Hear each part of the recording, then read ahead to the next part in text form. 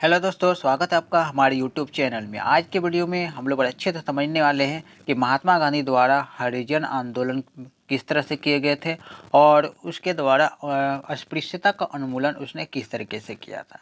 ठीक है, तो अच्छे से समझते हैं। चलिए शुरू करते हैं इस वीडियो को और समझते हैं कि महात्मा गांधी ने किस तरीके से कौन सा आंदोलन शुरू किए थे और किस तरह से अस्पृश्यता को समाज से पूरी तरह से हटाने में उसका योगदान रहा था। तो चलिए पहले शुरू करते हैं। हिंदू समाज में जिन जातियों, देखिए यहाँ पे क्या है कि हिंदू समाज में जिन जातियों या वर्गों के साथ अस्पृश्यता का व्यवहार किया जाता था और आज भी कुछ हद तक वैसा ही विषम व्यवहार कहीं न कहीं सुनने और देखने को मिल जाता है। देखिए, बहुत शुरू से ही जब महात्मा गांधी थे, है ना, महात्मा गांधी के समय में समाज में तो बहुत ज़्यादा छुआछूत माना जाता था। आज भी आपको देश के किसी न किसी भाग में थोड़ा बहुत छुआछूत के मामले सुनने को मिल जाएंगे, लेकिन आज तो कम है। लेकिन जब महात्मा गांधी थे उस समय छुआछूत जैसे मामले यानी अस्पृश्यता जैसे मामले बहुत ज़्यादा होते थे। उस समय बहुत ज़्यादा लोगों के साथ भेदभाव होता था। नीचे जाति के लोगों को तो बराबर समझा ही नहीं जाता था, उससे तो आदमी ही नहीं समझा जाता था। उन्हें अगर सार्वजनिक चापाकल से पानी नहीं लेने दिया जाता था, शादी वगैरह में छोटे छोटे काम, पतरी उठाने वाला काम या फिर पानी लाने वाला काम, बहुत छोटे छोटे काम करवाए जाते थे। गंदगी साफ करने वाले काम करवाए जाते थे छोटे जाति के लोगों को। सार्वजनिक दुकान में छोटे जाति को कोई सामान खरीदने नहीं दिया जाता था। यानी कि समझिए इतना ज़्यादा भेदभाव होता था अस्पृश्य लोगों को। ठीक है, तो महात्मा गांधी आए, उन्होंने अस्पृश्य और या अत्यंत या दलित नाम से पुकारा जाता था उस समय। यानी कि जो पिछड़े जाति के लोग थे उन्हें अस्पृश्य कहा जाता था या फिर अंत्यज या फिर दलित कहा जाता था। और ये जो वर्ड होते थे ये उनको बहुत अपमानित किया जाता था। समझिए कि अगर आप किसी को दलित कहते हैं तो इसके लिए एक अपमानित वर्ड है कि उसे अपमान किया जाता है। दलित यानी बहुत छोटा जाति का। या फिर समझिए अस्पृश्य यानी अछूत वर्ड अगर हम लोग बोलते हैं तो उसे भी समझिए एक तरीका से हमें अपमानित करने वाला वर्ड होता है। तब महात्मा गांधी ने क्या किया कि इनके लिए एक नया वर्ड खोज किया। कहा कि एक अच्छा वर्ड इनके लिए प्रयोग किया और वो वर्ड था हरिजन।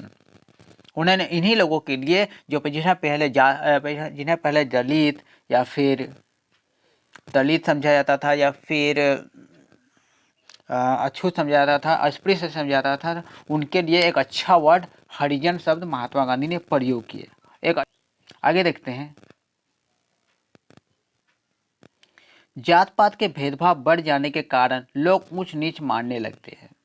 ठीक है, जैसे जात पात, जैसे ऊंच नीच कब माना जाता है? जब जात पात होता है तभी तो, है ना। और नीचे जाति के लोगों को समाज में अत्यंत नीचा दर्जा दिया जाता है। जो नीचे जाति के लोग होते हैं तो समाज में बहुत नीचा समझा जाता है, उन्हें तो बराबर दर्जा ही नहीं दिया जाता है और उन्हें इसीलिए अछूत भी समझा जाता था। ठीक है, तो महात्मा गांधी ने हरिजन लोगों के अधिकार के लिए हर संभव प्रयास किए और उनके अधिकारों के लिए आगे आए कौन? महात्मा गांधी। और उन्होंने हर संभव कोशिश किया कि उन्हें बराबरी का अधिकार मिले, उन्हें समाज में सम्मानजनक स्थान मिले, लोगों के साथ मिलजुल कर रह पाए। इसके लिए उसने क्या किया? तो महात्मा गांधी ने 1932 के लंदन में आयोजित दूसरे गोलमेज सम्मेलन में हरिजन का पैरवी करते हुए कहा कि अछूतों के लिए पृथक निर्वाचन ना माना जाए, नहीं तो हिंदू समाज दो टुकड़ों में बंट जाएगा। तो 1932 के लंदन में जो गोलमेज सम्मेलन हुआ था वहाँ पर कहा, महात्मा गांधी ने अपने विचार रखे और कहा कि अछूतों के लिए अलग निर्वाचन ना किया जाए। अगर अछूतों के लिए अलग निर्वाचन माना जाएगा तो समझिए कि हिंदू धर्म दो भागों में बढ़ जाएगा और इससे देश की एकता को खतरा हो जाएगा, लोकतंत्र और देश को खतरा पहुँचेगा। ये महात्मा गांधी ने अपने विचार गोलमेज सम्मेलन में लंदन में रखे थे। ठीक है, आगे देखिए। गोलमेज सम्मेलन से गांधी के आते ही स्वतंत्रता आंदोलन ने फिर से जोर पकड़ लिया। उसके बाद वहाँ से गोलमेज सम्मेलन से महात्मा गांधी भारत वापस आए और स्वतंत्रता आंदोलन में जोर शोर से भाग लिए। और इस भाग लेने की वजह से अंग्रेजों ने भारत के जो बड़े बड़े नेता रहे थे, कांग्रेस के बहुत बड़े बड़े नेताओं को जेल में बंद कर दिया। ठीक है, तो ब्रिटिश मंत्री जो रैमजे मैकडोनल्ड ने अपना जो सांप्रदायिक निर्णय दिया था जिसमें उन्होंने दलित वर्गों के लिए पृथक निर्वाचन की मान्यता दी और भारत के इतना विरोध के बावजूद, भारत ने इतना विरोध किया, महात्मा गांधी ने विरोध किया कि अलग निर्वाचन ना बना जाए दलितों के लिए। लेकिन इनके इतने विरोध करने के बावजूद भी ब्रिटिश के मंत्री रैमजे मैकडोनल्ड ने दलितों के लिए अलग पृथक निर्वाचन का मान्यता दे दिया। जब जैसे ही अलग मान्यता दे दिया तो भारत के लोगों को गुस्सा और भड़क गया, लोग और विरोध प्रदर्शन करने लगे। ठीक है, महात्मा गांधी ने क्या किया? देखो, 13 सितंबर 1932 को महात्मा गांधी ने इस निर्णय के विरोध में आमरण अनशन का निर्णय घोषित कर दिया। महात्मा गांधी ने इसके विरोध में कि जैसे उन्हें अलग निर्वाचन क्षेत्र बना दिया, इसके विरोध में उन्होंने क्या किया, आमरण अनशन की घोषणा कर दिया और इस वजह से सारा भारत कांप उठा। ऐसा लग रहा है कि भूकंप आ गया। ठीक है, सामने विकट प्रश्न खड़ा था कि अब क्या होगा। ठीक है, अब क्या होगा देश में, अब क्या होगा। तो देश के बड़े बड़े नेता जैसे इस गुत्थी को सुलझाने के लिए इकट्ठा हुए कि आखिर अब जैसे पृथक निर्वाचन की घोषणा कर दिया, महात्मा गांधी आमरण अनशन पर बैठ गए, तो देश के लोग बड़ी बड़ी समस्या में हो गए कि आखिर अब देश का क्या होगा। तो बड़े बड़े नेता इकट्ठा हुए, बैठक किए। ठीक है, तो बड़े बड़े नेता में कौन थे, मदन मोहन मालवीय रहे, राजगोपालाचारी, तेज बहादुर सप्रू, M.R. जयकर, अमृतलाल, यानी कि ये सब बड़े बड़े जो नाम रहे थे।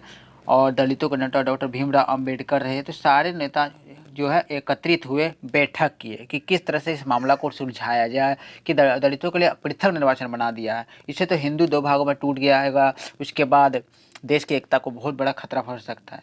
3 दिन तक खूब विचार विमर्श हुआ और चर्चा में कई उतार चढ़ाव आए। अंत में 24 सितंबर को सबने एकमत से एक निर्णय समझौते पर हस्ताक्षर किया, जो कि पूना समझौता के नाम से प्रसिद्ध हुआ।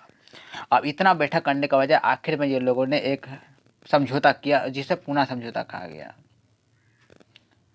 तो पूना समझौता में क्या था, पूना पैक्ट ने, इसे पूना समझौता को पूना पैक्ट कहा गया।